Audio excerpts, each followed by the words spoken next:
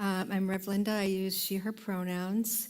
And I'm closing out our December theme, the Peace Begins Here theme. And we've been working with the book, it's James Allen's book, The Way of Peace. It's about this big. It's poetic. It does sort of take me on a journey when I read it. And it really aligns well with our Science of Mind teaching, stating that the conditions of our life follow our consciousness. And so when the mind is reactive and fearful, resentful, our life reflects that with turmoil, struggle. And when the mind is centered, loving, self-governed, our outer life reorganizes itself around that inner order.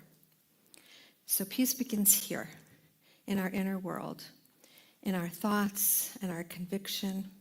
Then our outer experience reorganizes itself. I love that idea, that we have this power within us and it can reorganize our outer experience. And in the song, Imagine, I chose that because, obviously the lyrics are just so beautiful. And again, thank you so much for a beautiful version of it. But this idea of imagining world peace, I'm thinking of it not as a fantasy or a pretend imaginary concept, but imagining as creative consciousness, a disciplined cultivation of that quality of peace. So as we imagine or cultivate the experience of peace within us, our outer world reorganizes. We can create this together. And likewise, when the power of our thought focuses on what's wrong in the world, we experience more of what's wrong. Have you had any thoughts about what's wrong in the world lately? Oh my goodness, social media, the news. I just have to sort of abstain. It's too much for my nervous system. And with everything going on, we could understandably question, how will there ever be peace? And when we focus on that, we're cultivating more of that. So we have to really get disciplined. Disciplined with what we cultivate, what we take in, what we dwell on. And back to the lyrics, imagine all the people living life in peace. Is that how you've been imagining all the people? We have to get disciplined in what we cultivate. So we are talking about being peace, doing the inner work, cultivating peace within, and bringing peace into our lives, into the new year, into the world. And we've had several speakers on this, and again, the book is only this big, so we're repeating a lot of the same ideas. I can only tell you my version of it, right? But we've heard peace is an inner experience.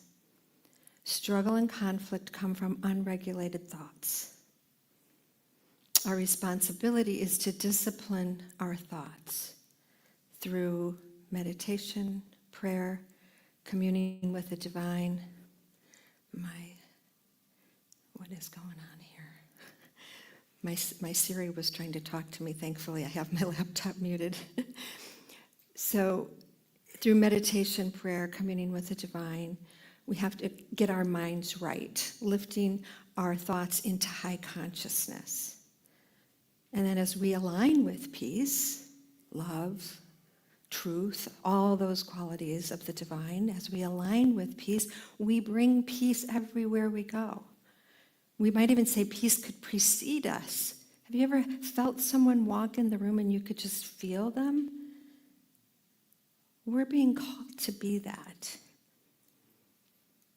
So I'm just going to remind us of some of these core messages. This peace is an inner experience before it's an outer experience. It's not an absence of conflict out here. It's an inner state of ordered thought.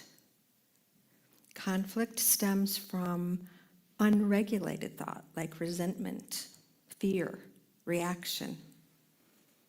So peace is not dependent on circumstances, on politics, or people's behavior. Peace depends on us. And it depends on us regulating our thoughts.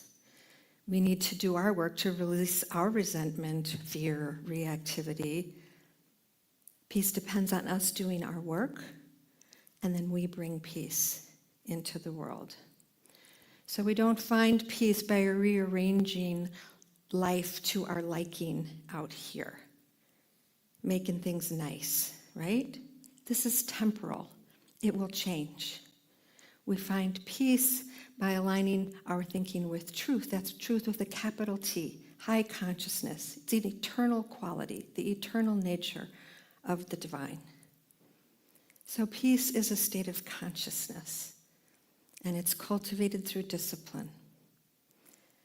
I'm going to repeat that. Peace requires discipline. Communing with the divine, cultivating high consciousness, and having dominion over our thoughts. So paraphrasing some of his concepts, the root of conflict is undisciplined thought. Suffering, violence, and unrest begin in the mind long before they appear in the world. And in today's language, we would say our anxiety, the outrage culture. Someone just told me about a newer phrase called rage bait. That's how much I don't pay attention. It was new for me. Polarization, burnout, these are more than just social problems. These are symptoms of an unmanaged inner life. And he says, this is an actual quote, the peace of the world must be brought about by the peace of individuals.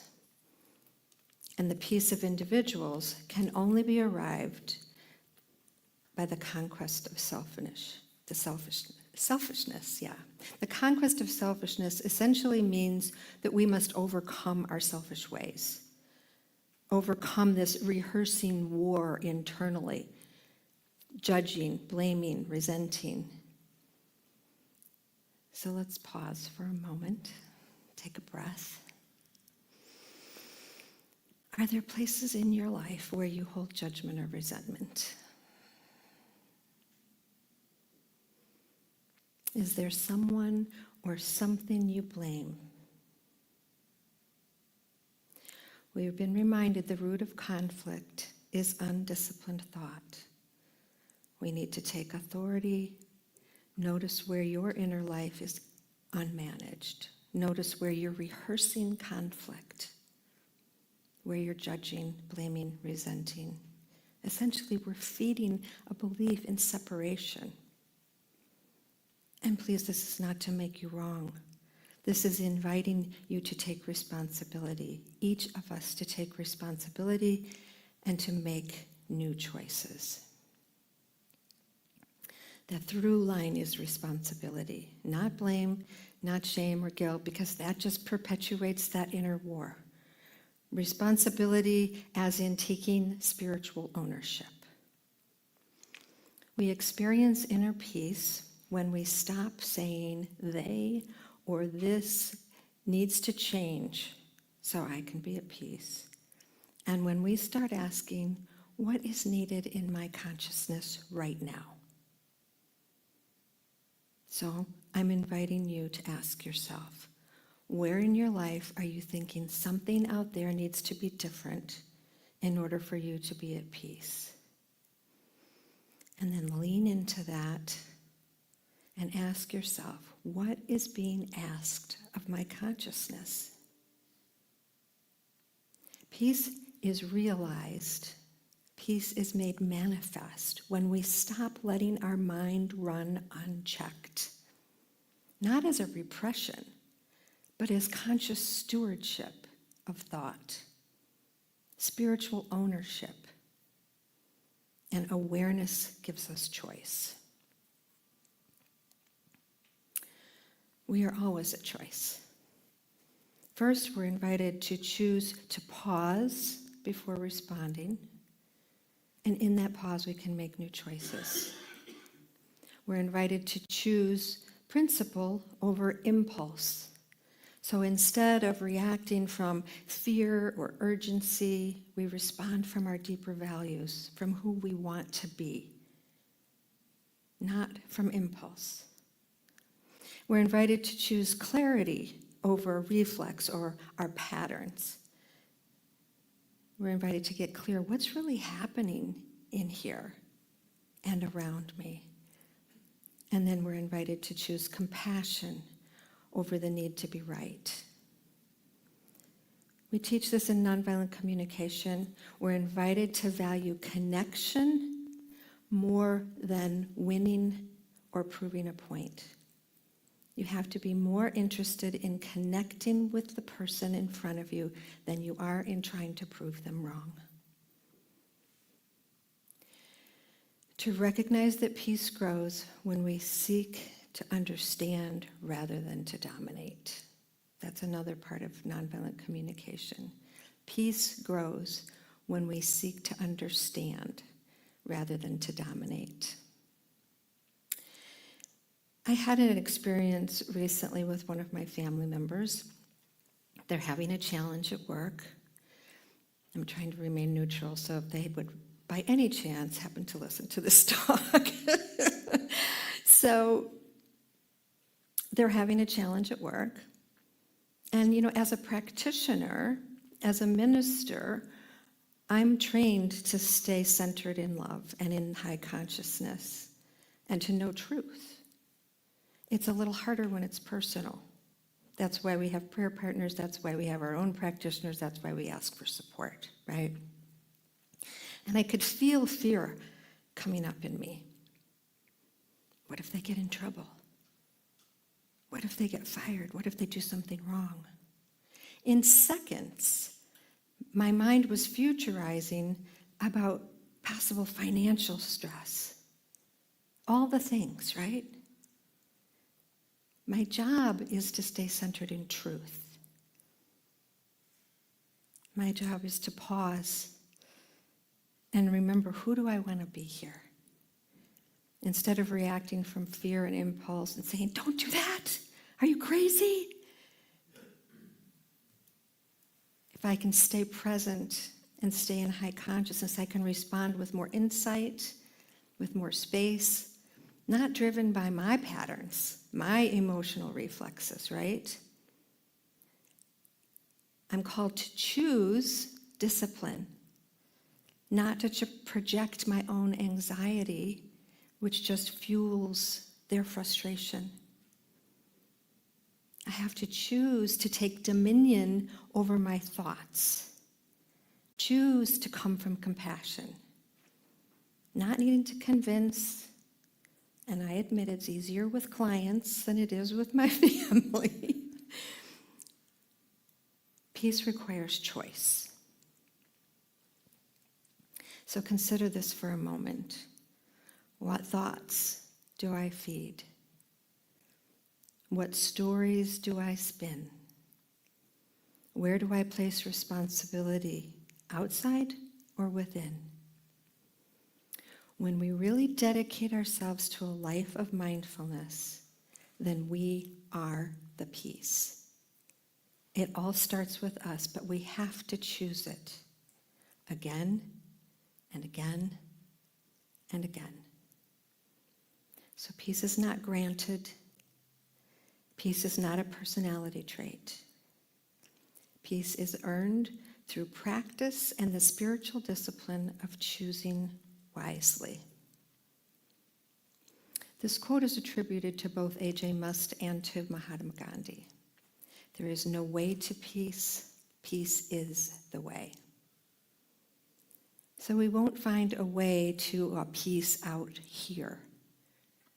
Peace is the way, as Connie said, it brings it right back here, back to being peace. We must be disciplined in our practice through daily meditation, elevating ourselves in consciousness through daily practice. We develop a spiritual strength so that we steadily resonate with peace and that we are the presence of peace in the world. In the reading from The Way of Peace by James Allen, If it helps replace the male gender in your mind, it's a time that it was written in. He who lives in love is at peace with all and does not strive, nor resent, nor hate. He has conquered the storm in himself, and the world outside is powerless to disturb him. Such a one has realized the peace which is independent of circumstances and which no outward event can take away. Abiding in this peace, he becomes a source of blessing to others, and his life flows out in gentle service to the world.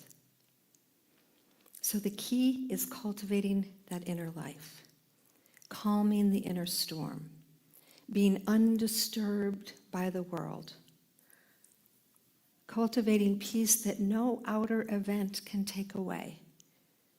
Then your life is a blessing, and you offer gentle service to the world. I shared this Facebookism before, a previous time when I was speaking on peace. My friend Carla shared this with me, and I'm sorry I don't know who to credit for the original story, but I enjoyed it, so I'm sharing it again. So imagine you're holding a cup of coffee, and someone bumps into you, and the coffee spills everywhere, and someone says, "Why did you spill the coffee?" "Because somebody bumped into me." No, you spilled coffee because there was coffee in your cup. If there was tea in the cup, you would have spilled tea. Whatever is inside the cup is what will spill out. So you're invited to ask yourselves, what's in my cup? You can't fake it when something shakes you up. When you bump up against things, whatever is inside will come out. Peace and humility, anger and bitterness. You choose how to fill it. You choose what spills out of your cup. When we dedicate ourselves to a life of mindfulness, then we are peace. It all starts with us, but we have to choose it. James Allen uses the phrase perfect peace, not as an idealized fantasy, but as a lived spiritual maturity. In contemporary language, perfect peace is emotional steadiness, even when life is uncertain. Inner authority that doesn't collapse under criticism or praise. A grounded sense of belonging in life itself. And perfect peace comes forward when our thoughts are consistently aligned with our deepest values. When our actions flow from conscience and not from conditioned response. And when our identity is rooted in spirit, not in circumstance. That peace is not fragile. It's not dependent on comfort or agreement. It is what allows us to stay present, loving, and awake in a fractured world. When things get bumpy, what will spill out of your cup?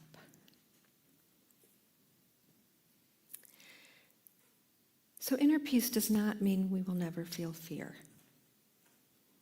It means we learn to listen to the fear and ask what's there for us, asking what's being asked of my consciousness now. When we take responsibility for healing our trauma responses so that fear is not running us, when we listen, integrate our learning, and choose peace, we move from inner peace to world peace.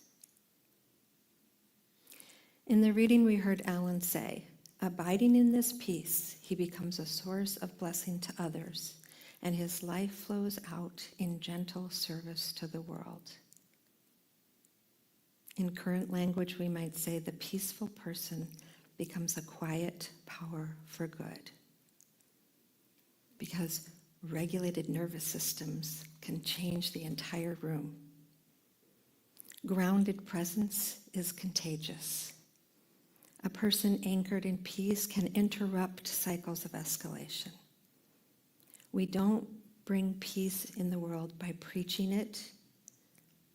We embody it through how we listen, through how we disagree, through how we hold pain without projecting it. And in this quote, Thomas Merton affirms that our outer work must be matched by our inner work. Activism without inner peace eventually recreates what it opposes. That's important stuff. There's another quote, don't become what you hate, sort of thinking, right? Peace is not found at the end of conflict. It's found at the beginning of consciousness. When we tend to our inner world, our outer world slowly but surely begins to reflect a different order. Peace is not passive. It is disciplined love in action. To find peace in our relationships, peace in community, and peace in the world, we must cultivate inner peace. It starts within us. We must choose it. We must avoid giving in to the impulse to express negativity. Oh, and it's seductive. We bond with one another over our suffering, and we must avoid giving in to that impulse. I'm inviting a reframe. Let us focus instead on the presence of peace within each of us, on the presence of the divine within, the namaste. In summary, peace is an inner experience before it is an outer experience. We have to practice peace. Practicing the presence, communing with the divine supports us to embody and radiate peace. We must choose peace, take spiritual ownership of our thoughts and actions. And as we align with peace in high consciousness, we are being peace. We bring peace everywhere we go. And as part of our practice, I'm offering you each a little peace sign pin. They're scattered around on the seats. And I'm inviting you to take that, wear it as a reminder so you can see it. And it will remind you that peace starts within. And you get to choose how you're being in each moment. Let's take this into some practice.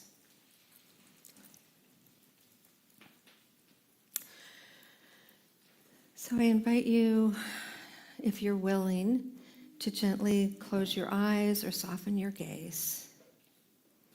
And take a couple of slow, steady breaths in and out at your own pace.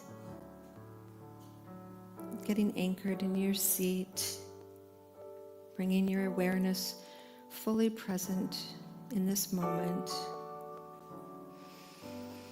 And notice how the breath begins to calm the nervous system. Allow your body to settle. Feel the support of the chair beneath you. And with your attention inward, in that place where peace begins, focused within, take one more breath and bring to mind a place in your life where you may be thinking someone or something needs to change so that I can have peace. There's no forcing, not an intellectual process, just allow it to rise up.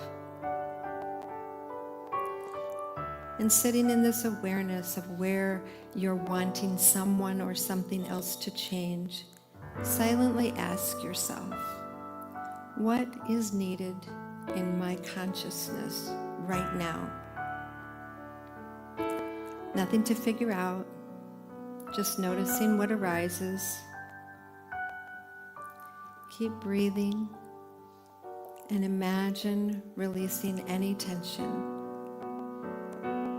releasing judgment, reactivity, letting it soften, letting it loosen. It's not the truth of who you are. Now gently begin to cultivate the quality of peace within you. Not as effort, just aligning with truth, capital T, truth, remembering the divine within. Allow your awareness to lift, elevating your consciousness above habit, above reaction, above judgment. Resting your attention in the presence of the divine, the love, intelligence, the peace that is always here, always available within. No striving, no effort. Simply communing and remembering your oneness. Perhaps you experience peace as a feeling or a warmth, a steadiness, a quiet center. However it feels, you know peace when you feel it. Let this peace fill your inner life. Let this peace fill your thoughts, your breath, your nervous system. As it fills you, you embody it, and it naturally radiates outward. Effortless, present. From this place, silently affirm, I choose peace. Maybe let's say it together out loud. I choose peace. I am peace. I am peace. This peace naturally extends beyond you into your relationships, your work, your world. You don't have to direct it. Your presence does that on its own. Continuing with those nice, slow, deep breaths in and out. And I will close us with a simple blessing from this space of oneness, the space of knowing each of us as individual expressions of the divine, each of us as the peace that we are cultivating within and bringing naturally, gracefully, easily into the world. I affirm we are deepening in knowing ourselves as peace. We are disciplined in our thoughts. We are managing our inner lives with love and presence. We are supported with any necessary healing work. We are the presence of peace. We are able to calm our nervous systems, to restore our peace, knowing peace is the way, and it begins here. And I'm grateful for the yes, for each one here practicing this, online practicing it, anyone who's listening later, grateful that I am not the only one, that you have joined and the world is one. So much gratitude. I let it be so, and so it is.